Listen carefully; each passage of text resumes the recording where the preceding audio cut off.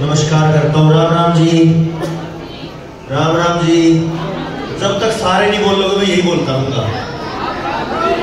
राम राम जी। चलो सारे तो बोले। अच्छा, एक बात पूछता हूँ, आप सब बताना, क्योंकि अब वो बैठे हैं जो शांति से सुन सकते हैं, जिनको जाना था वो चले गए। क्योंकि जो मंच पे यहाँ बोलता है ना, यहाँ आके, उसको वहां के दर्द का पता नहीं चलता। जिसको मंच मिलता है वो नीचे वाले दर्द को नहीं देखता। अच्छा ये बताओ, पिछले 4 घंटे से आपके कानों में छेद कर दिए कि नहीं आवाज ने? पहली आवाज आ रही है ना? तो भाई इसकी को कम करवा दो, आवाज कम कर दो और थोड़ा पहनना पड़ कम कर दो। हाँ, इको कम करो इसकी। कान फटने को हो रहे हैं ना? तो यही देख रहा था जेल कैसे रहे हैं सारे, तो मैं चलो मेरा नंबर आएगा तो पहले मैं इसी का समाधान करता हूं।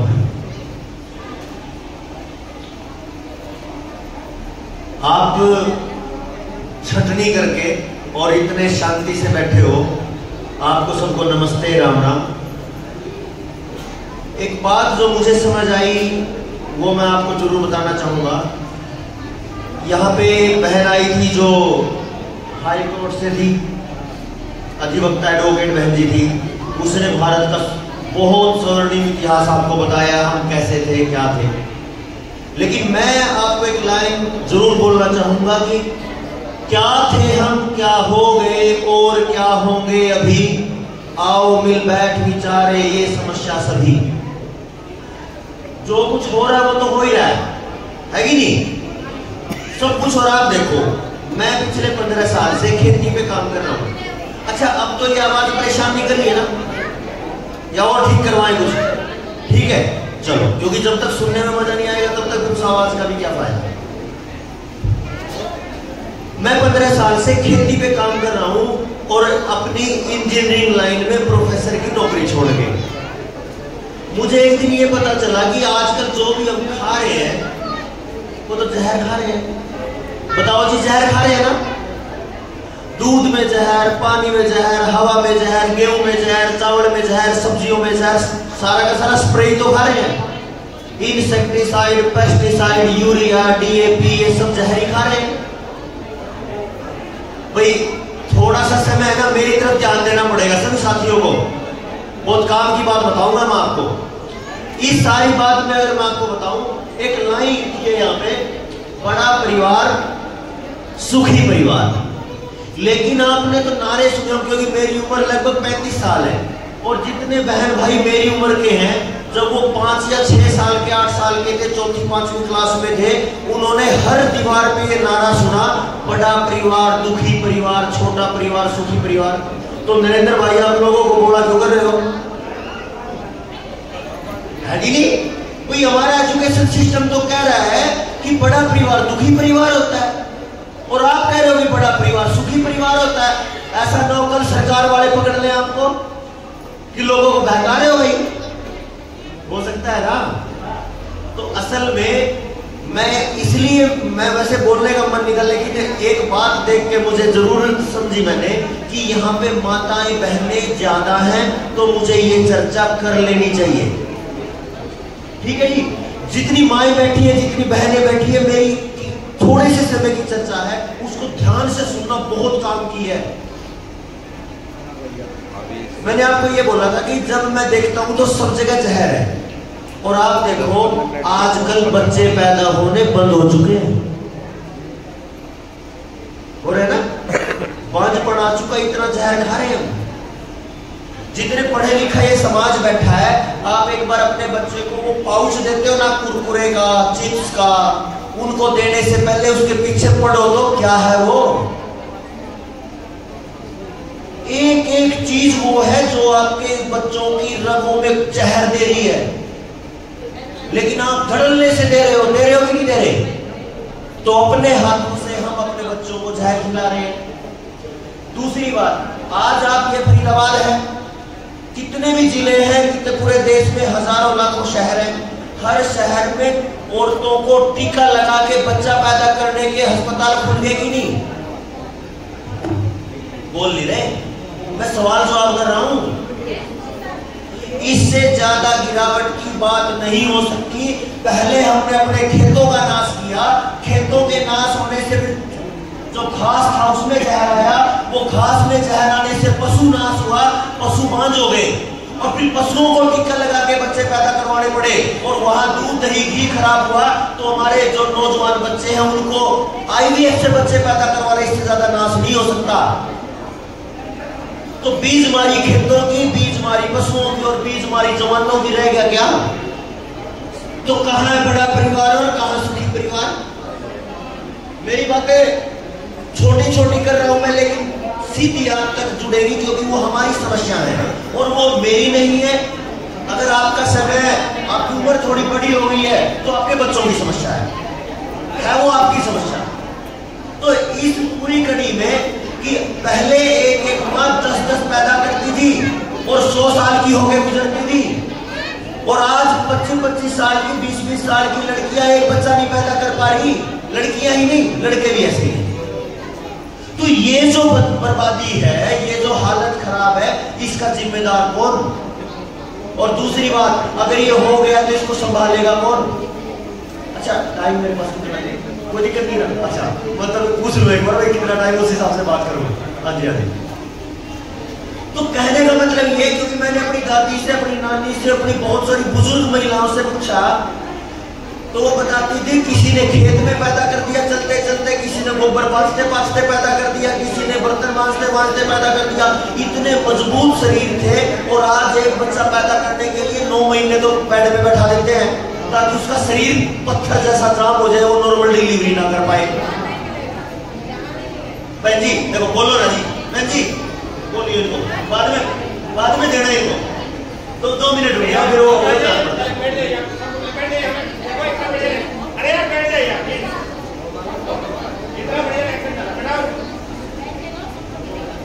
अब देखो, आप जब किसी भी महिला को ये कहा जाता है कि 9 महीने का बेड रेस्ट है जी, तो वो बेड रेस्ट नहीं है, वो तैयारी है कई लाख रुपए का ऑपरेशन करने की। कोई डॉक्टर भाई बैठा हो तो माफी चाहूंगा, लेकिन ये समाज की समस्या पे मुझे बोलना है। एक आप देखो, किसी अभी ठंड का मौसम है और आपके घर में पाइप होगी, आप उसको मोड़ के रख दो, सुबह सीधी करके दिखाओ, टूट ना जाए तो। अरे ये जो शरीर में नसें हैं, पाइपें हैं, जो भी है, वो अगर काम नहीं करेगा, वो लचीला नहीं होगा, तो बच्चा कैसे पैदा होगा नॉर्मल? तो उसको काट के ही निकालना पड़ेगा। तो लगभग 90% से ज्यादा बच्चे सिजेरियन हैं, ऑपरेशन के, और ये तबाही है। इससे हमें बचना पड़ेगा, और हमें अपने प्रकृति और अपने संतुलन की तरफ, अपने सुबह 4 बजे से निकलने वाले समाधान की तरफ आना पड़ेगा। सुबह 4-5 बजे उठो, व्यायाम करो, आसन करो। आजकल बाबा रामदेव ने बड़ा काम कर रखा है योग प्राणायाम का, तो उससे जुड़ो। लेकिन एक चीज जो सबसे जरूरी है, मुझे उस पर बात करनी थी, खासकर माताएं बहनें इसकी तरफ ध्यान देगी। आजकल हाथ उठाना आप सारी, किस किस के घर में बैठ के रोटी बनती है? इधर ध्यान दो जी बहन जी, माताएं बहनें इधर ध्यान दो। ऐसी कौन कौन माएं हैं, बहनें हैं जो बैठ के रोटी बनाती हैं? 1 और 2 3 4 5, चलो जी, लगभग 100 माताओं में से 6-7 है। बढ़िया बात। अभी ये अगर बैठ के खाना, मैंने क्यों छेड़ी ये बात, इसको समझोगे आप? समझना, माताओं में मासिक चक्कर आता है, और ये मासिक चक्कर जब आता है 4 दिन का, इस समय पे शरीर में बहुत ज्यादा गर्मी होती है, बहुत ज्यादा गर्मी होती है, तभी तो वो रिलीज होती है, बाहर निकलती है। अब ये जो 4 दिन है, इसमें खून की गर्मी बहुत ज्यादा बड़ी होती है, ठीक है जी।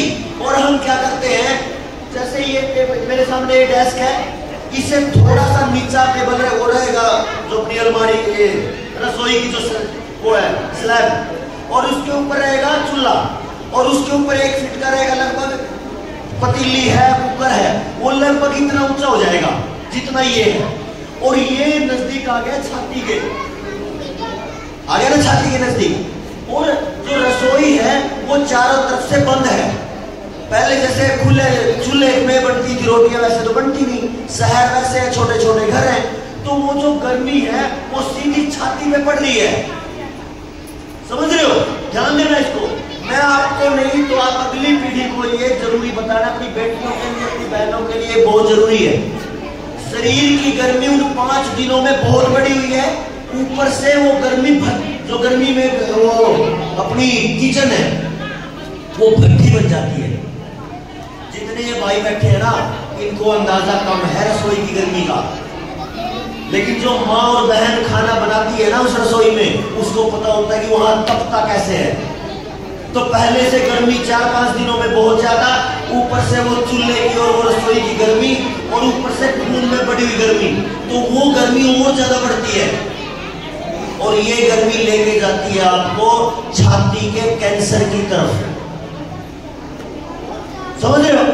यानी हमने विकास करके बहुत बड़े बड़े घर बना के, करोड़ों के घर बना के अपनी माओ को, अपनी बहनों को, अपनी बेटियों को छाती का और यूट्रस का, गर्भाशय का कैंसर देने के लिए आगे कर दिया। तो मैं ये निवेदन करूंगा कि पहले क्या था, एक घर में 5-5, 6-6 भाई थे, तो 5-5, 6-6 देरानी जेठानी थी। अगर किसी बहन को, किसी माँ को, किसी चाची ताई को अगर मासिक धर्म है तो वो एक तरफ रहती थी चूल्हे से दूर और बाकी काम करती थी जो बाकी 4-5 थी। अब क्या है, एक भाई, एक ही उसकी पत्नी, वो शहर में, तो उसके पास कोई जगह नहीं है कि अपनी देवरानी को बैठाए, कि अपनी जेठानी को, कि अपनी ननद को, कि अपनी बेटी को, है ही नहीं व्यवस्था। तो हमने ज्यादा पढ़ाई के चक्कर में अपने बच्चों को कैंसर की तरफ धकेल दिया। और जब ये कैंसर यूट्रस का है या कैंसर छाती का है, तो कहां से बच्चे और कहां से बड़ा परिवार? देखो जी, ये परिवार तो बड़ा हो जाएगा, लेकिन जो अपना निजी एक परिवार है माँ बाप का, उसमें हम कहां हैं? उस तरफ भी तो ध्यान दो।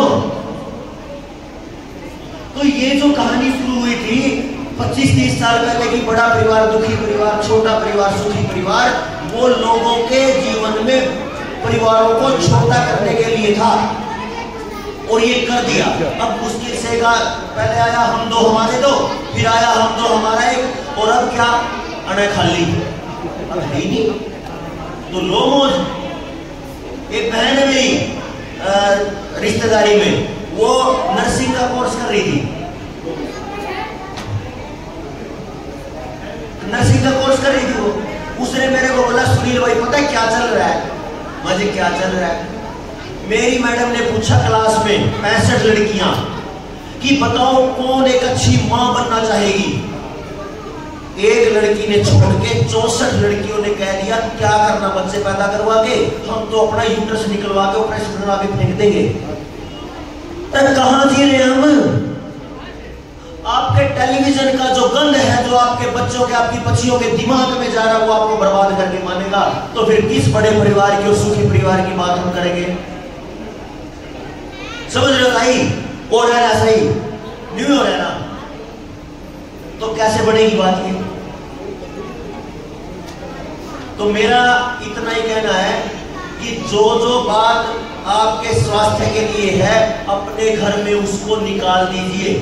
और सबसे बड़ा बदमाश है आपके घर में टेलीविजन। पता है क्या कर दिया टेलीविजन ने? पहले फिल्में आई, एक लड़के ने लिंग परिवर्तन करवाया और फिर बच्चा पैदा किया, आई ना फिल्में।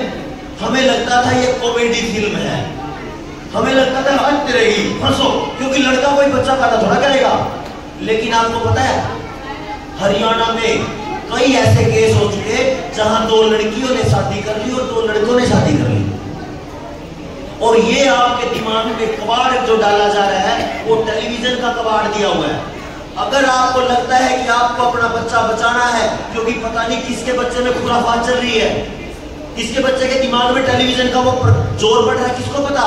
कौन बच्चा कह देगा माँ मेरे को तो लड़की बनना, और कोई लड़की कह देगी माँ मेरे को तो लड़का बनना, और फिर आपके आंखें खुली की खुली रह जाएंगी। और ये काम भाई साहब बैठे हैं और बहुत सारे बहनें भी आई थी। एक बार अपने उस कानूनों को भी संभाल लो जिन्होंने LGBTQ के नियम बनवाए।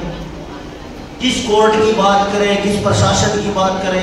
LGBTQ मतलब मतलब लेस्बियन, लड़की लड़की शादी करेगी, ये कोर्ट मान्यता देता है। ये मतलब लड़का लड़का, दो लड़के शादी करेंगे, ये भी कोर्ट मान्यता देता है। बाइसेक्सुअल, लड़का लड़की के साथ शादी करे, लड़के के साथ शादी करे, कोई दिक्कत नहीं, ये भी कोर्ट परमिशन देता है।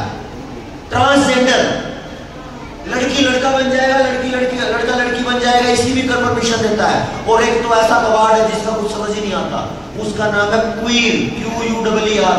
जो वो लड़का है कि लड़की है कि नपुंसक है कि क्या, उसका यही नहीं पता। तो मेरे परिवार के बुजुर्गों, माताओं, बहनों, मेरे छोटे भाई, बड़े भाई, नंबर के साथियों, समाज में तो आई हुई है तबाही। अगर आप एक एक पॉइंट को समझ पाए तो आपको लगता है कि इस विषय पे चर्चा होनी चाहिए, तो हम इस पे लंबी लंबी चर्चाएं करने के लिए तैयार हैं। और मैं निवेदन करूंगा आप सबसे हाथ जोड़ के कि आज समाज पूरी तरह परेशान है।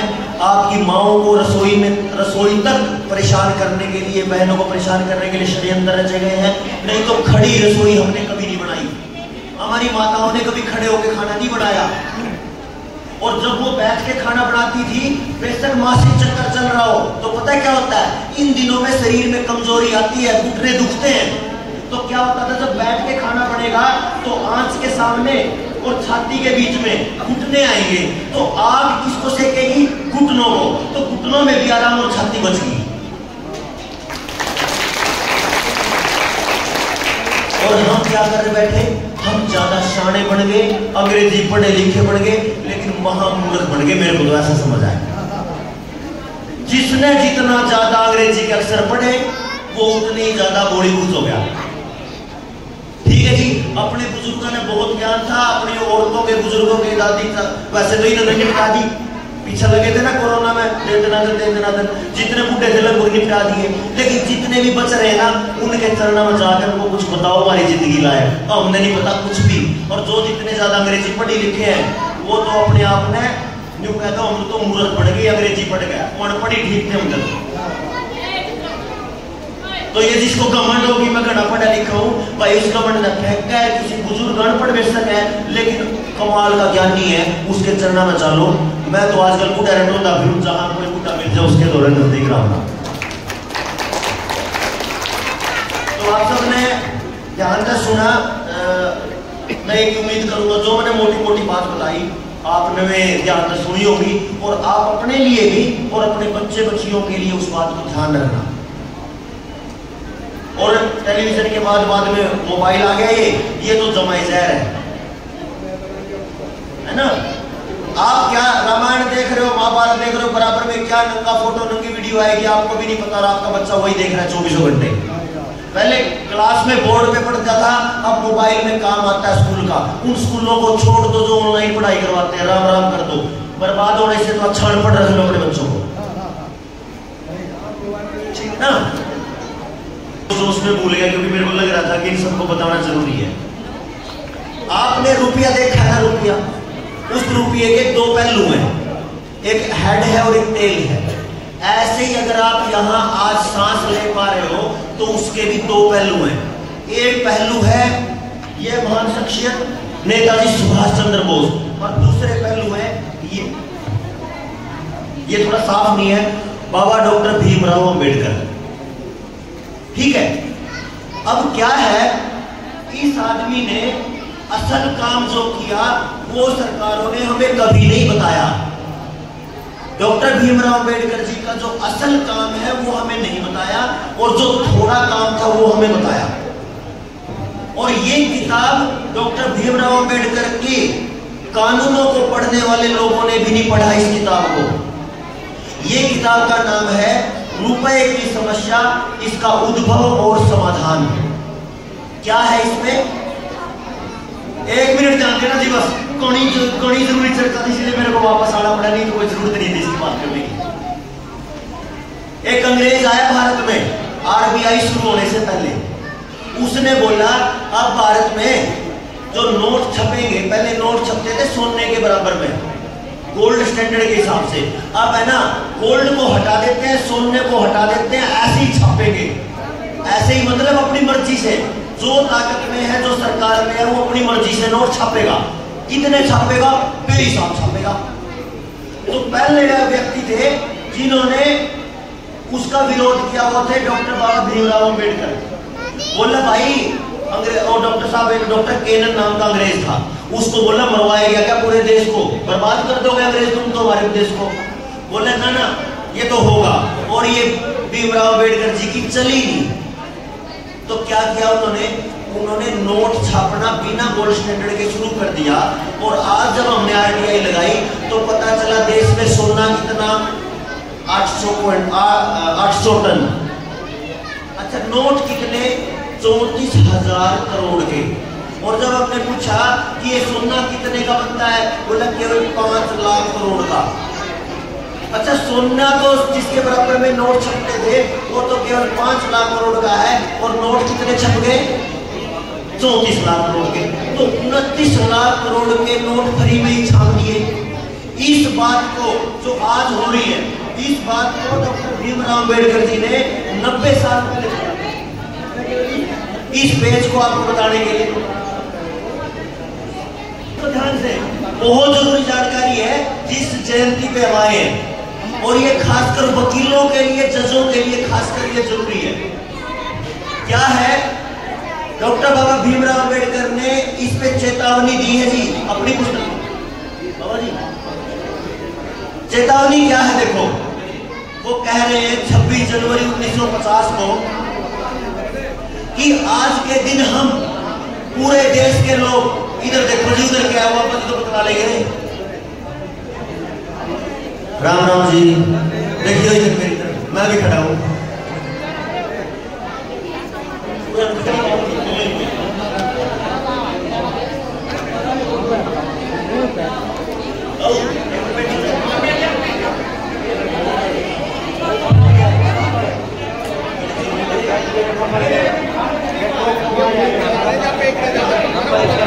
जी मेरे पास आ जाइए, मैं दूंगा आपको दक्षिणा। इधर आ जाओ,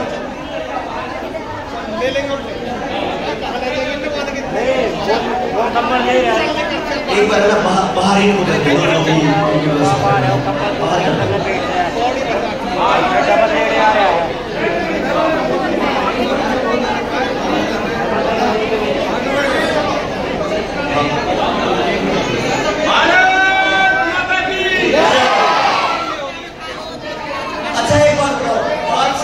ये काम किए कि नहीं? अगर काम किए फिर तो ठीक है, नहीं तो फिर काम क्या? अच्छा सुनो जी, एक बार देखो, मैंने बड़ी खुशी हो रही है पीछे से बहन जी आप सारे एक बोलो।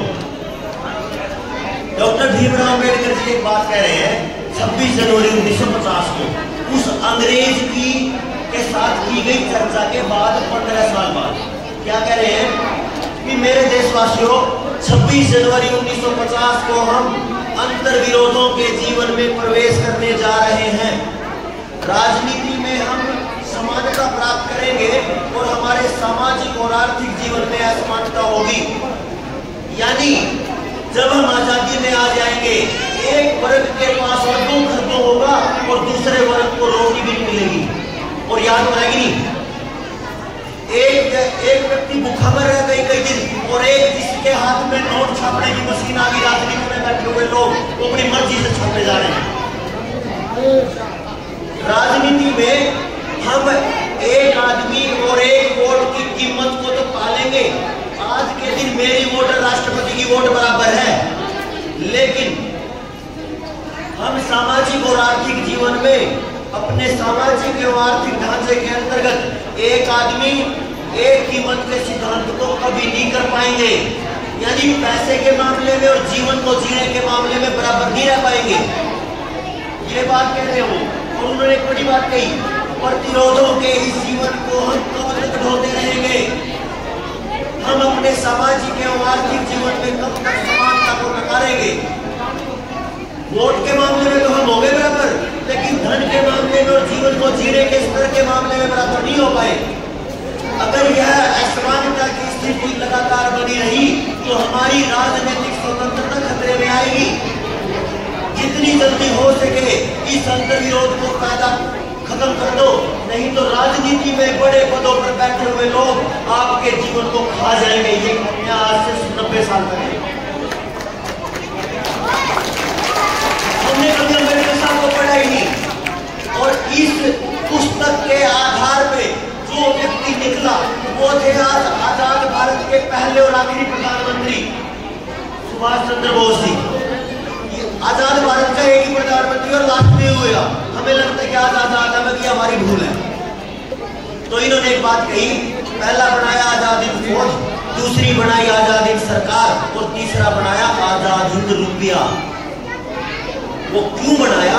इसके लिए आप इस पुस्तक को पढ़ो, कम से कम वो तो पढ़ो जो समाज के लिए ये सोचते हैं कि मुझे समाज के लिए कुछ करना है। तो आज एक व्यक्ति नेताजी के बाद, नेताजी के साथ में आपने अंबेडकर जी को भी समझना पड़ेगा। और इस सिक्के के दोनों पहलुओं को जिस दिन समझ जाओगे उस दिन हम सच में इस परिवार के साथ में बड़ा परिवार करने की तरफ चलेंगे। आपने इतना ध्यान से सुना और मैं उम्मीद करता हूं कि आप इस पुस्तक को, जिनका इच्छा होगी, इस पुस्तक को खोजेंगे इंटरनेट में और पढ़ेंगे। आप सबका बहुत बहुत धन्यवाद। बहुत बहुत धन्यवाद भाई सुनील जी का। देखिए साथियों,